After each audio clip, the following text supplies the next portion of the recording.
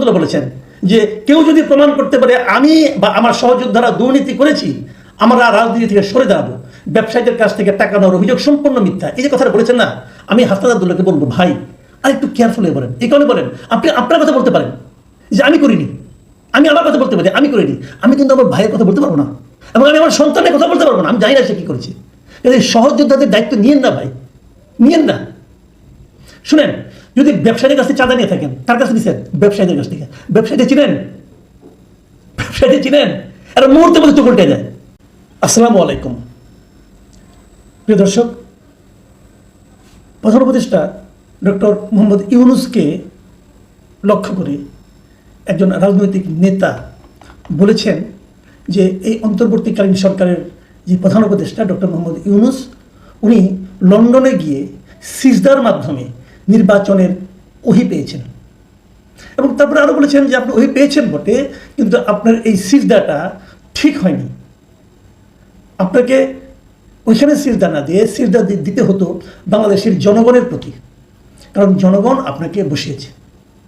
এটাকে বলেছে একজন রাজনৈতিক নেতা, বলেছে সুপরিচিত রাজনৈতিক নেতা। এখন প্রশ্ন হলো, এই রাজনৈতিক নেতাটা কে, কোন দলের? নামটা বলি, উনি এনসিপির একজন নেতা। আমি জানি এনসিপির নামটা শুনে অনেকে হয়তো বিস্মিত হবেন, ভাববেন আরে এনসিপি তো ডক্টর ইউনূসেরই দল, তাহলে এনসিপির একজন নেতা এই কথা বলে কেন? এবং এই কিন্তু এনসিপির ছোটোখাটো কোনো নেতা না, এনসিপির যিনি মুখ্য সমন্বয়ক মিস্টার নাসিরউদ্দিন পাটোয়ারি, তিনি এই কথা বলেছেন। এখন এই কথাটা বলা ঠিক কি বেঠিক, এটা নিয়ে আজকে আমি একটু কথা বলতে চাই। এবং কেবল এনসিপি নেতা এই নাসিরউদ্দিন পাটোয়ারিও নয়, এনসিপির আরও একজন নেতা হাসনাত আব্দুল্লাহ, তিনিও কিন্তু এই একই কথা বলেছেন। তিনিও বলেছেন যে গণঅভ্যুত্থানের পর রাষ্ট্রপ্রধান হওয়া ব্যক্তি লন্ডনে গিয়ে সিজদা দিয়েছেন। এবং তিনি আরও বলেছেন পৃথিবীর ইতিহাসে এমন নজির নেই যে একজন অন্তর্বর্তী সরকার প্রধান একটি রাজনৈতিক দলের ভারপ্রাপ্ত চেয়ারম্যানের সঙ্গে বসে যৌথ সংবাদ সম্মেলন করেছেন। এটা হাসনাত আব্দুল্লাহ বলেছেন। আচ্ছা, আমি যদি দুটো কথা নিয়ে আলোচনা করি, হাসনাত আব্দুল্লাহ এবং নাসিরউদ্দিন পাটোয়ারি, আমরা তো ওনাদের অনেক সমালোচনা করি, বলি যে আপনার কিংস পার্টি, বলি তারা নানা রকম, তাদের নিয়ে নানা রকম বদনাম হচ্ছে, অনেকে বলছেন চাঁদাবাজি করে, অনেকে বলছেন যে সরকারি প্রোটেকশন পেয়ে বিভিন্ন জায়গায় যায়, এগুলো তাদের বিরুদ্ধে সমালোচনা অনেক পুরনো, আমি অনেকবার করেছি। কিন্তু এবার যে ঘটনাটা ঘটলো, এই যে কথাটা ওনারা বলেছেন, এই দুজন নেতার কথাই বলি, ভুল বলেছেন। আমি কিন্তু মনে করি ওনারা ভুল বলেন নাই। এতদিন ওনারা যে কাজগুলো করেছেন সেগুলো ভুল করেছেন।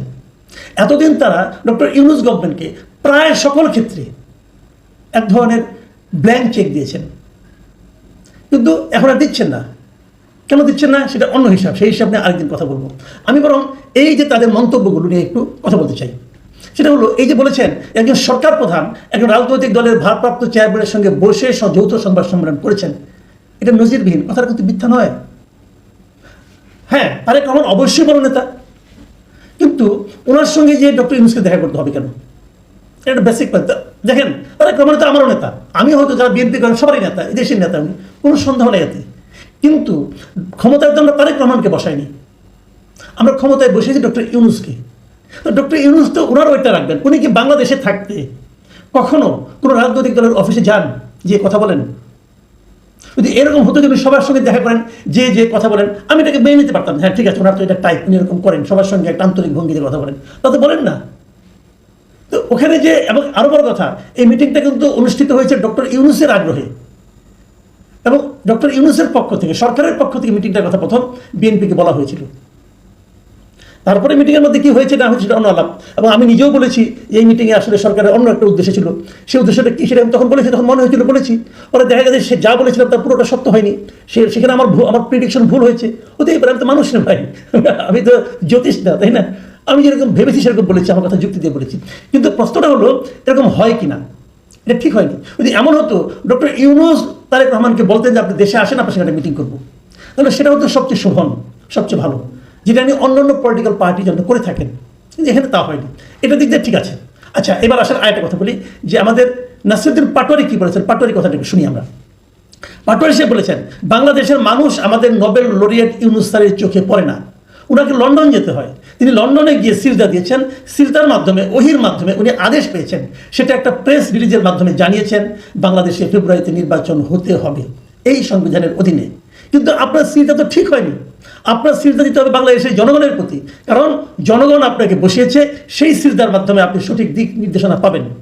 এই কথাতে বলেছি, এটা আমি কিছু কথা বলি আপনাদেরকে এখানে। এক নম্বর কথা হলো, ফেব্রুয়ারিতে নির্বাচন হতে হবে, এটা কিন্তু ওই সিজদার মাধ্যমে প্রেস দিয়ে তিনি জানান নাই। ফেব্রুয়ারি নির্বাচনের কথা উনি স্পষ্ট করে বলেছেন গত 5 অগাস্ট জাতির উদ্দেশ্যে দেওয়া ভাষণে। ওখানে যেটা হয়েছিল, একটা যৌথ ঘোষণা হয়েছিল, সেখানে বলা হয়েছিল যে উনি নির্বাচন করতে চেয়েছেন এপ্রিলে, কিন্তু যদি সংস্কার সব ঠিকঠাক মতো হয় তাহলে রমজানের 1 সপ্তাহ আগেও হতে পারে। উনি কনফার্ম করে বলেননি, কনফার্ম করে বলেছেন গত 5 আগস্ট। কাজে এই জায়গাটাতে নাসিরুদ্দিন পাটোয়ারি একটু রাগের মাথায় হয়তো বলেছেন, আমার কাছে মনে হয় এটা ঠিক নয়। এখন আসেন আরেকটা পয়েন্ট বলি। উনি বলেছেন সিজদা দিতে হবে বাংলাদেশের জনগণের প্রতি, কারণ জনগণ আপনাকে বসিয়েছে।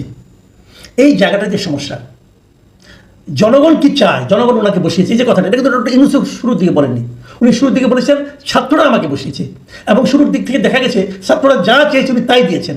এখন হয়তো ছাত্রদের সঙ্গে কিছুটা ঝামেলা হয়েছে, মানে ছাত্ররা যা চাচ্ছে তা পাচ্ছে না, অথবা ছাত্রদের কাছ থেকে উনি যা চেয়েছিলেন, যা ভেবেছিলেন যে সব কিছু দেওয়ার পর ছাত্ররা তার হয়ে যে কাজটা করতে পারবে, সেই কাজটা এখন আর ছাত্ররা করতে পারবে বলে হয়তো তিনি মনে করছেন না।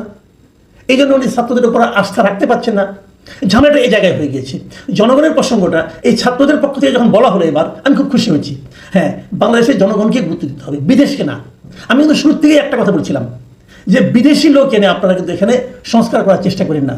এবং ডক্টর ইউনূস কি করেছেন, শুরু থেকেই বিভিন্ন পোস্টে উনি বিদেশি লোক নিয়ে আসছেন। বিদেশে মানে যারা বিদেশে থাকেন, মানে দ্বৈত নাগরিক, বাংলাদেশে জন্ম কিন্তু এক পর্যায়ে বাংলাদেশ ছেড়ে ওরা বাইরে চলে গেছেন। কেন চলে গেছেন? ওই দেশকে সেবা করার জন্য গেছেন, আর কিছু না। কারণ যদি সেবা না করে বাংলাদেশকে উন্নত করার জন্য, বাংলাদেশে বৈদেশিক মুদ্রা পাঠানোর জন্য যেতেন, তাহলে ওখানে যেয়ে তারা ওখানকার নাগরিকত্ব নিতেন না।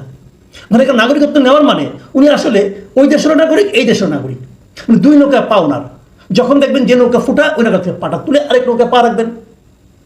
যখন দেখবেন যে নৌকাটা ওনার জন্য বিপজ্জনক, অন্য নৌকা চলে যাবেন। এই যে সুবিধাবাদী ক্যারেক্টার, এই ধরনের লোককে এনে উনি ওনার উপদেষ্টা, ওনার পরামর্শক, এবং সবচেয়ে বড় যে দাবিদার স্টুডেন্টদের সংস্কার, সেই সংস্কার কমিশনের মাথায় এই লোকগুলিকে বসিয়েছেন। এই প্রত্যেকটা লোক আমার বিবেচনায় সুবিধাবাদী।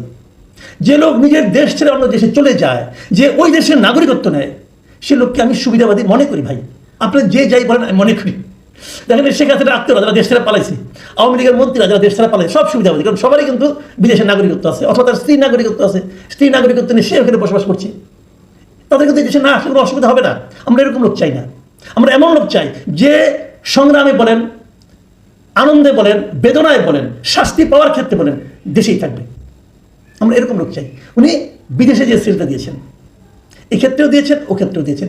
এই যে বিষয়গুলো নাসিরুদ্দিন পাটোয়ারি এখন বলছেন, আমার কাছে মনে হচ্ছে যে ওনারা এতদিনের লাইনে আসতেছেন। ওনারাও যদি, আমি নাগরিক কমিটিকে বলবো, ওনারাও যদি শুরু থেকে ডক্টর ইউনূসের পারপাস সার্ভ করার কথা চিন্তা না করে দেশের মানুষের পারপাস সার্ভ করার কথা চিন্তা করতেন, তাহলে তারা আরও অনেক দূর এগিয়ে যেতে পারতেন বলে আমি মনে করি। ওনারা তা করেননি।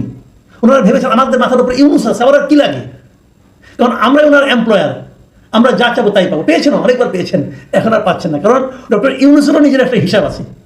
বিএনপির যেমন হিসাব আছে, এনসিপির যেমন হিসাব আছে, ইউনূস সাহেবের একটা হিসাব আছে।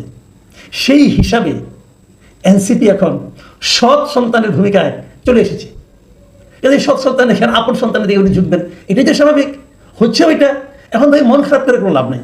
তবে আমি মনে করি এখনো সময় আছে। আপনাদের যে দাবিগুলো, এই দাবিগুলো কিন্তু ভ্যালিডিটি আছে, আপনারা কিন্তু দাবিগুলো করতেই পারেন, এবং এই দাবিগুলো নিয়ে আপনারা যদি অগ্রসর হন, আমি মনে করি যদি ঠিকঠাক মতো অগ্রসর হন, এবং ঠিক লোককে নিয়ে অগ্রসর হতে হবে, কিন্তু ওই চোরটাকে নিয়ে গেলে অগ্রসর হবে না। যে জিনিসটা নাকি বলেছেন, হাসনাত আব্দুল্লাহ বলেছেন যে কেউ যদি প্রমাণ করতে পারে আমি বা আমার সহযোদ্ধারা দুর্নীতি করেছি, আমরা রাজনীতি থেকে সরে দাঁড়াবো, ব্যবসায়ীদের কাছ থেকে টাকা নেওয়ার অভিযোগ সম্পূর্ণ মিথ্যা, এই যে কথাটা বলেছেন না, আমি হাসনাত আব্দুল্লাহকে বলবো, ভাই আর একটু কেয়ারফুলি বলেন। এই কারণে বলেন, আপনি আপনার কথা বলতে পারেন যে আমি করিনি, আমি আমার কথা বলতে পারি আমি করিনি, আমি কিন্তু আমার ভাইয়ের কথা বলতে পারবো না, এবং আমি আমার সন্তানের কথা বলতে পারবো না, আমি জানি না সে কী করেছে।